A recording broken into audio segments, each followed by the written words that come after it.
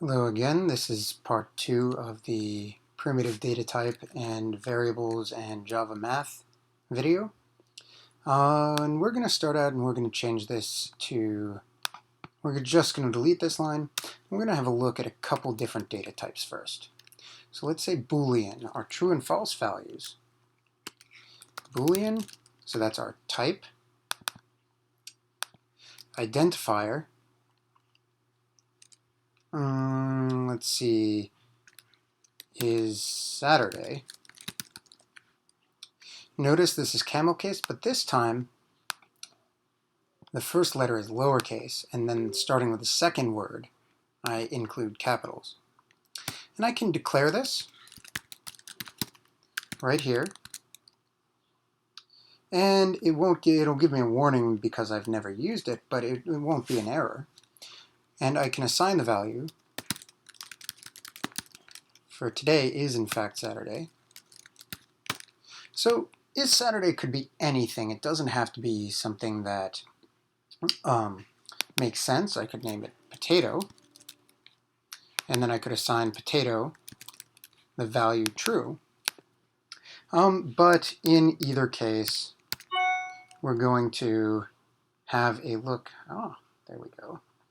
We're going to have a look at an application of this Boolean type. So I could assign it down here, or I could assign it up here. Perhaps today isn't Saturday. Perhaps you're watching this on a Wednesday. Either way, the computer doesn't know for sure. The name of the variable doesn't have anything to do with what the computer knows. It's just an identifier for us. So this identifier is the name of our variable. And again, it's for us, so it's to our benefit to name it properly, or name it something that makes sense for the application. So in this case, first I store false in this box. Second, I store true in this box. So this line 17, overwrites what I put in the box in line 16. So here, I will show you that that is the case. And I'll print out the value of my variable just by writing the name inside the print line statement. You can see that its value is true, even though I initially set it to false. So let's say I have a different value here. Let's say false. Let's say I never reset it.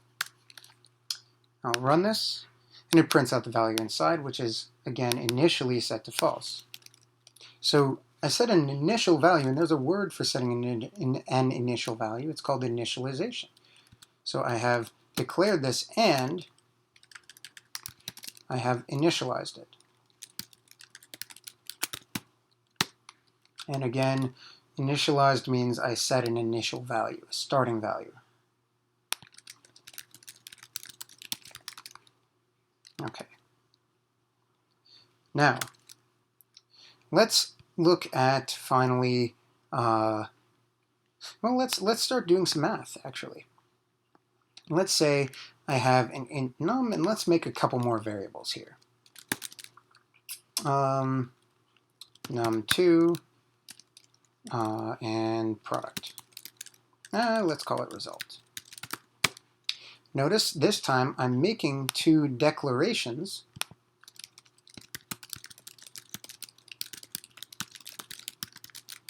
on the same line. They have to be the same type here, but I can certainly do that. I can also say I have an initial value here of 5, and that would work fine to initialize it here. And then result has an initial value of 0. So that's one way to do this. I could also do it on separate lines, which I think I will do in this case. Int result equals 0. My result is 0 right now. One thing I could do instead of setting it to a value is I could say I could take the stuff in box 1, num, in box num, and multiply it by what's in box num2. And in order to see this, I would have to print it out.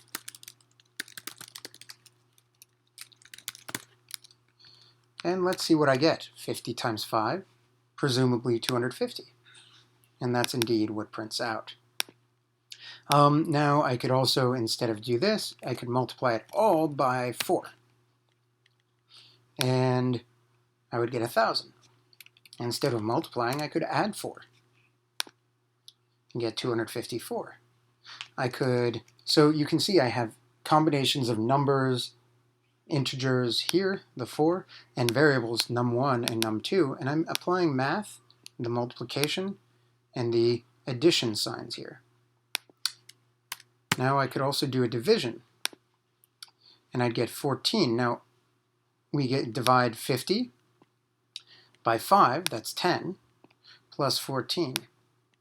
It turns out order of operations works the same way here as it does in math class, for the most part. And we have something called operator precedence. The plus and the division, the plus and the minus come after the multiplication and division. In this case, we can also decide what we want to do with parentheses. So I could divide num 50 by num2 5 plus 4. So 5 plus 4 would end up being 9. So dividing 50 by 9 should get us some decimal value. Let's see if that happens. Turns out it gives us 5, which seems off because 50 divided by 9 is more than 5. So what happens? Well, it turns out that our integer type can only hold integer numbers. It can't hold decimals. And as a result, we have to say, okay, well, whatever our answer is when we're dealing with integers, we have to cut off any decimal part that might happen before we store it, because we just don't have the capability inside this data type. And so that means that 50 divided by 9 is 5 and change, and then we just cut off that remainder and print out the value. This always happens when we divide an integer by an integer. If I were to say, let's say I have 50.0, and I want to divide it by that. Well, you see I get an error because it says you can't convert from int to double, or from double to int. So let's change our base data type to double for the variable result, and let's see what we get. This shows me that I have 5 and 5/9 as my answer, 5 with 5 repeating as my decimal.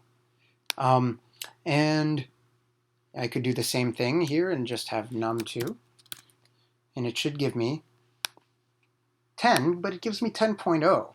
So doubles automatically have that decimal aspect to them. I can combine this in all sorts of ways, but the important thing is to think of what type of information are you trying to get, and what type of information are you using to start, and finally, do you need to do any conversions? In order to convert, one thing that I can do is I can do something called casting. So notice if I say num divided by num2, and maybe I'll change num2 to 6, 50 divided by 6 should get me a decimal value. But it gives me 8.0, which would be 6 times 8 is 48, so it seems like I lost some information. This division is still dividing integer by integer, which gives me an integer value with the remainder cut off. So instead of giving me 6 point something, it'll give, or 6 1/3, it'll give me, or 8 1/3, it'll give me 8. 8 1/4, rather. It'll give me 8.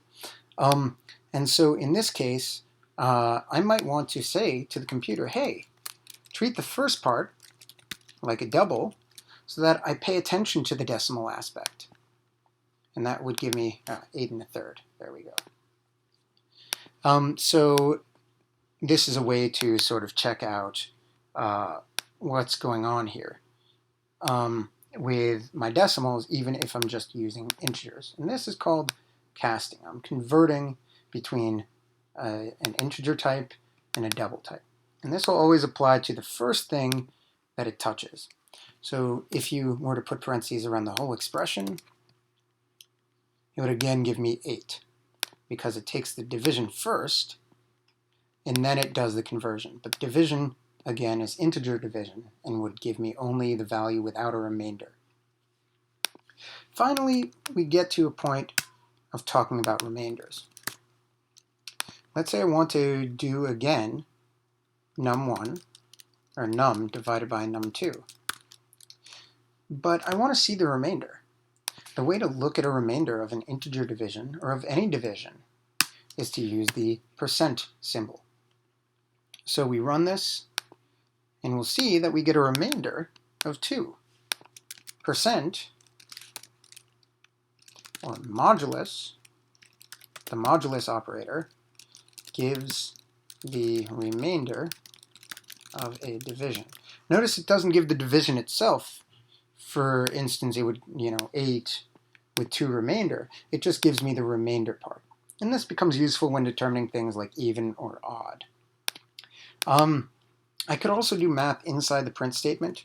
Result times 4 divided by 3.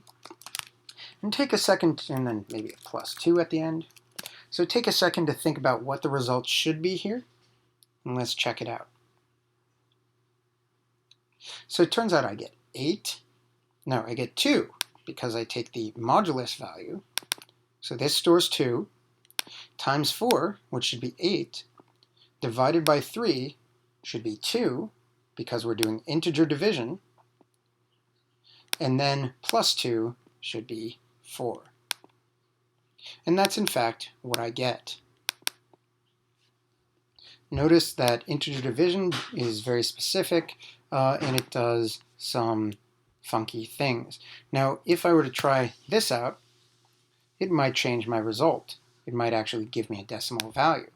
And in fact, it does. Because as soon as I'm dividing by more than just one integer, or if I divide one integer by something more, something that holds more information, like a double or a float, then it'll just convert to those types automatically before I print it out.